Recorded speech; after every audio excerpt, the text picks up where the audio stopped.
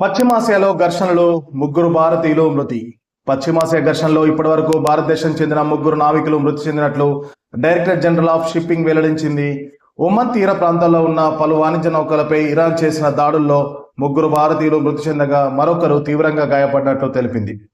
ఈ నేపథ్యంలో ship ఆపరేటర్లకు advisory జారీ చేసింది. గల్ఫ్ ఆఫ్ ఒమన్, హార్మోజ్ జలసంధి, పర్షియన్ గల్ఫ్ లో పరిస్థితులను గమనిస్తున్నామని పేర్కొంది. ఆయా ప్రాంతాల్లో క్షిపణి, డ్రోన్ కార్యకలాపాలకు సమస్యలు ఉన్నట్లు గుర్తించామని వెల్లడించింది. షిప్ ఆపరేటర్లను భద్రతను ఖచ్చితంగా దృష్టిలో ఉంచుకోవాలని, అనుమానాస్పదంగా కార్యకలాపాలపై వెంటనే రిపోర్ట్ చేయాలని ఆదేశించింది. తాజా నివేదికల ప్రకారం భారత్ జెండా ఉన్న నౌకలను బంధించినట్లు ఎటువంటి సమాచారం లేదని shipping director general Shyam Jagannath పేర్కొన్నారు. ఇప్పటి వరకు రక్షించిన సిబ్బందిని స్వదేశానికి రప్పించడానికి ఒమన్లోని భారత రాయబార కార్యాలయం చర్యలు తీసుకుంటుందన్నారు.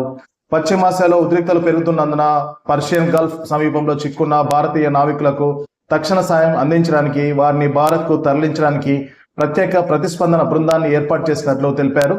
యుద్ధం వల్ల ప్రభావితులైన భారత్ నావికులతో ఈ బృందాల్లోని అధికారులు నిరంతర సంప్రదింపులు జరుపుతున్నారని, నావికుల కుటుంబాలు, షిప్పింగ్ కంపెనీలు, ట్రేడ్ యూనియన్లను, విదేశాల్లో ఉన్న భారతీయ మిషన్లు, సంబంధిత పోర్ట్ అధికారులతోనూ ఈ బృందం సమన్వయం చేసుకుంటుందని అధికారులు వెల్లడించారు.